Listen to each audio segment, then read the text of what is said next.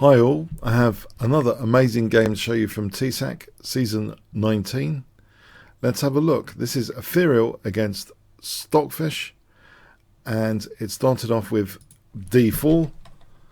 We have d5, knight f3, knight f6, c4, e6, and now g3, so Catalan style. So g3 here, trying to fianchetto the bishop. We have bishop b4 check, bishop d2, bishop e7. We're still in book. Bishop g2, both sides castle, c6, queen c2, and here is the end of the book with knight e4. So Ethereal plays actually bishop f4 here, and this does actually provoke the possibility of a forcing move, but is this very useful, or is it just weakening the king?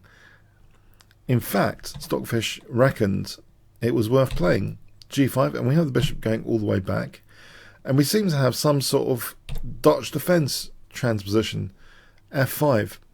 So a key consideration here, well, quite often in the Dutch defense, is how exploitable these dark square weaknesses are. Quite often white against the Dutch stone will want to actually trade off dark square bishops and try and amplify, for example, c5 and e5 being weak.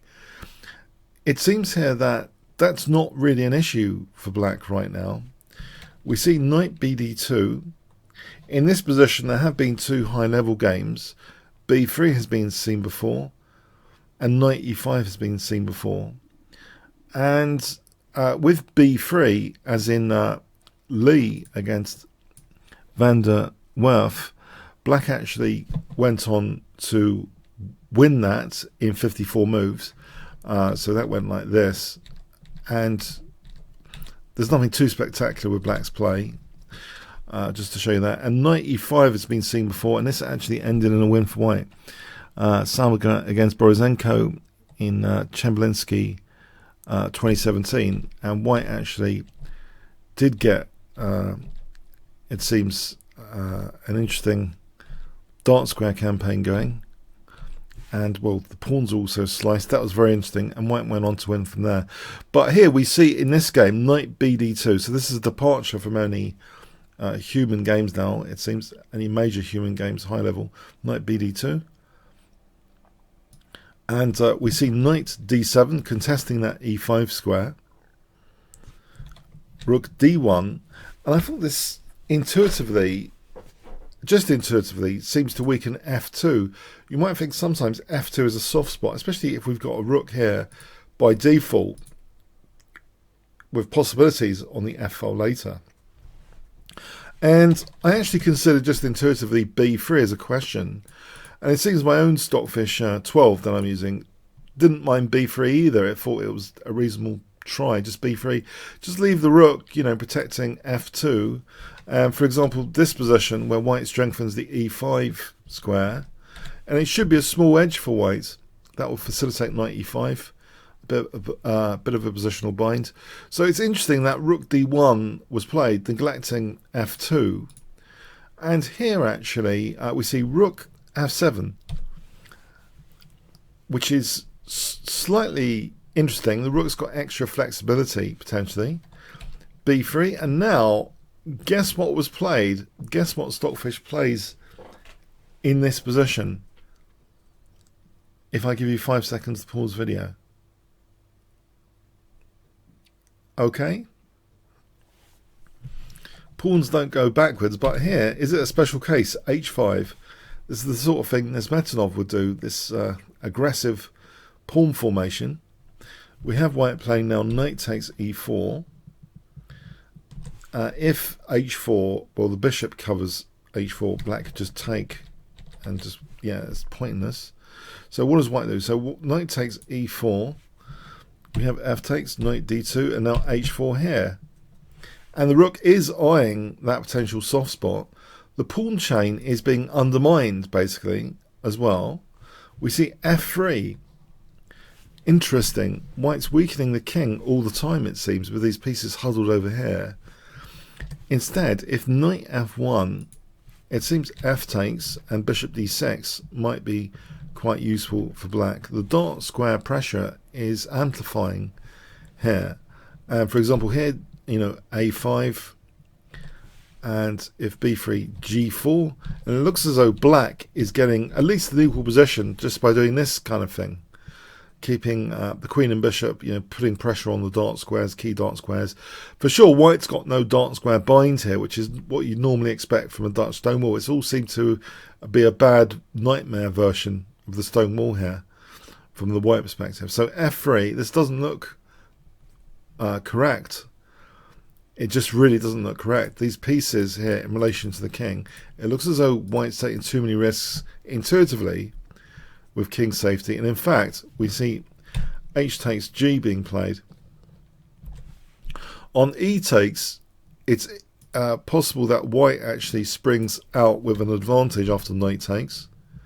For example, here, with e4, it seems as though this is going to be quite nice for white, this position. There's no problems here, and it looks as though black's got real problems with these pieces. But yeah, h takes g casts some doubt on white's play here. We see f takes e4. If h takes g3 here, then bishop d6, for example, and queen f6. And here, e takes f3, and this should be an even position as well. This one looks okay. Okay, so f takes e4 was played, and we see g takes h2, king h1. So how is this pawn? Is it going to be useful for white as a kind of shield for the king? But what is white doing positionally here? It's not entirely clear. If the king had taken on h2, it turns out queen c7 check is actually rather devastating. For example, king g1, the queen comes in, and you can see that f2 is an issue now, for sure, and it leads to the white king getting mated potentially. The thing is, if on queen c7 e5 is played, can you see what black would play in this position? If I give you 5 seconds to pause the video.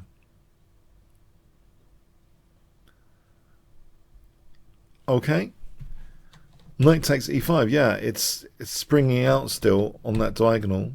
The queen is coming back with vengeance, but first bishop c5 is even stronger here, and this is just devastating. Queen h8 check, bouncing to h8, and then we have securing the mate. So yeah, it's very, very interesting. So king h1 seems to be the safer bet. Knight f6. Then it looks as though now with this move, there's all sorts of possibilities of the knight either using g3 or f2. We see queen c3. If e5, just as an example, then knight g4 might be the one to use, knight f2 being threatened. For example, here there's knight e3 actually, forking rook and queen. And it's good the rook's on f7, not f8 here. It's not check or anything. So this is just losing an exchange in broad daylight. So that will be much better for black. So we see queen c3. And now on this one, in fact, knight h5 is chosen here as the preferred approach. Knight f1 is the response. If e5 here, just to give an example here of e5, g4 seems useful. So for example here, king g7 covers the g6 square, queen g8, and black's pretty solid over here and getting this other rook into action. It seems white's too passive. This could just lead to a big advantage for black. So we have knight f1, and now d takes e4, queen h3. If bishop takes e4 here, bishop d6 is strong. The dark square grip black has got here is significant, and e5 unveils an attack against the queen. And this kind of thing, if the light square bishop is taken off, black will dominate on the light squares as well, bishop e4 being threatened. So this would be a very nasty scenario, for example, like this, where it starts to get really nasty everywhere, and rook g1 is crashing through, for example. That's a fictional continuation, but it shows what's going on a little bit more, perhaps. So in that line, bishop takes e4. Instead of queen h3, you might think that's daft. Well, you might say, well, what about this? Then rook takes f1 gives a taste of the knight g3 possibility and queening. So yeah, it's very scary stuff. So queen h3 was chosen here, leaving that pawn on e4. We have knight f4, and black is now playing e5, getting the pawns back together. The band is back together, not so fragmented. Bishop takes e4, queen d6, holding that g6 square. We have d5. Now queen f6. So interesting stuff. Now here we have knight takes h2 as an example of what's going on. If d takes, just b takes, holds the d5 square, that's fair enough. And after bishop f5, this is no problem at all. After king g7, that nifty move, the rook is coming to h8 potentially with an advantage for black. So it is a very dangerous attacking position, and this is just an example where black wins. In this scenario, black is a winning position. So knight takes h2. We have bishop f5, bishop takes, queen takes, and now queen g4, queen e5, and now this is very desperate, fragmenting the pawns, and this endgame is just simply favourable to black. So Stockfish doesn't mind the queens coming off here. After rook f6, knight g4, rook takes e6. It's a very nice endgame for black here. King g2. If rook d2 as an example, then king f7 and rook h8, and this is just much better for black. For example, like this, yeah, the king's getting aggressive, and you can see that. Pardon me. Rook h3 and king f5 are dangerous. So we see king g2 being played. Yeah, just leaving the e2 pawn. Yeah, just leaving e2 to be taken. I know it's desperate times for white here. So here, 2 pawns down. Okay, but okay, king f8, king g7, and now rook e8 going into a self pin. It's necessary to untangle to first go into the self pin, now protecting that e8 rook. White has a bit of activity, but it doesn't last that long. And now going over here, Stockfish just brushed this aside with king g6, inviting white to take on a7. White didn't take up that option and played rook e5 instead. If taking, the rook kind of gets stranded here because of the bishop d6 taking away the e5 square. The rook can't really come back into the game that easily. And c5 is a bit of a liability, for example, like this, where you know it's weak pawns here. And there's also a threat, by the way, of rook d3 sometimes winning the knight, but not necessarily here. But rook c4, rook c3, and then king g4. So if white has to play something like this, it's just losing the pawns at least. So yeah, these are very dangerous scenarios if we look at this. If we go back in and just check some other questions out here, if bishop d6 on c5 is instead, if the artificial looking rook a4 is played, then you can see that rook h8 in conjunction with king f5 is very dangerous for rook h3 to try and win the knight. For example, like this, is crashing through really for black with a big advantage. So rook e5, just ignoring this a7.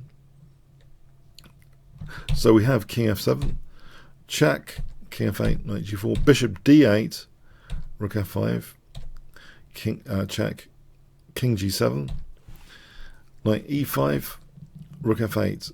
So now more simplification. Black is still 2 pawns up, and is it just technique here? Will table bases just kick in soon? So here it looks as though there's not much for white to do. Let's just carry on. White's just 2 pawns down essentially.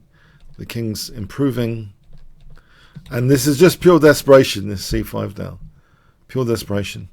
So that's just taken, and here after knight g4, this was resigned. White resigned. So yeah, really aggressive pawns were shown in this game, and they seem to work out well on this particular occasion.